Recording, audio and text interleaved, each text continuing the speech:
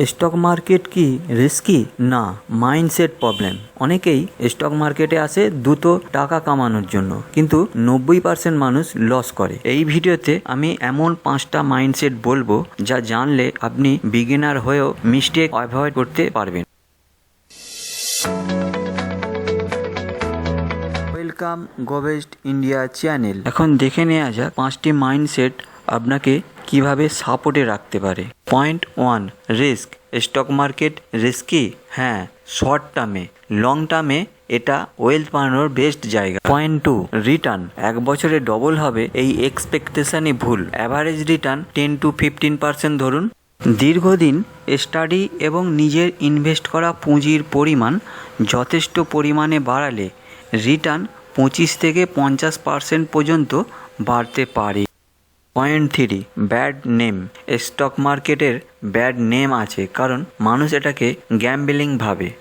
Point 4, get rich myth. অর্থাৎ একটা simple example ভাবুন। ইউটিউব চ্যানেল খুললে কি প্রথম দিন থেকে ইনকাম হয়? না, ইনকাম করার আগে সময়, পরিশ্রম, রিসার্চ কত রকমভাবে স্টাডি করতে হয়, তবেই না তার একটা ইনকাম করার জায়গা তৈরি হয়। চাকরির ক্ষেত্রেও দেখা যায় 10-15 বছর পড়াশোনা লাগে। তাহলে অনেক ক্ষেত্রে স্টক মার্কেটে হয়তো একদিনে প্রফিট হয় ঠিকই, কিন্তু তারপরে দ্বিগুণ লস হয়। সেক্ষেত্রে হতাশা আসবে এবং শেয়ার মার্কেটকে বদনাম করবে। একদিনে প্রফিট আশা করা এটা সবচেয়ে বড় ভুল। পয়েন্ট 5, স্টক মার্কেটে স্মার্ট ট্রেডাররা না, পেশেন্ট ইনভেস্টাররা বেশি ইনকাম করে। কারণ স্মার্ট ট্রেডাররা অস্থির এবং বিচলিত অবস্থায় শেয়ার কেনাবেচা করে।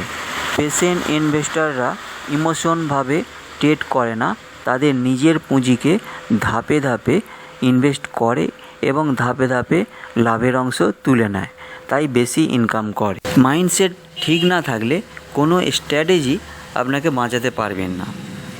এটা ছিল পার্ট 1, কিন্তু এখানেই থেমে গেলে আপনি আবার একই ভুল করবেন। পার্ট 2তে আমি দেখাবো এক্স্যাক্টলি কীভাবে শুরু করবেন, স্টেপ বাই স্টেপ। যদি সত্যি শিখতে চান এখনই সাবস্ক্রাইব করুন।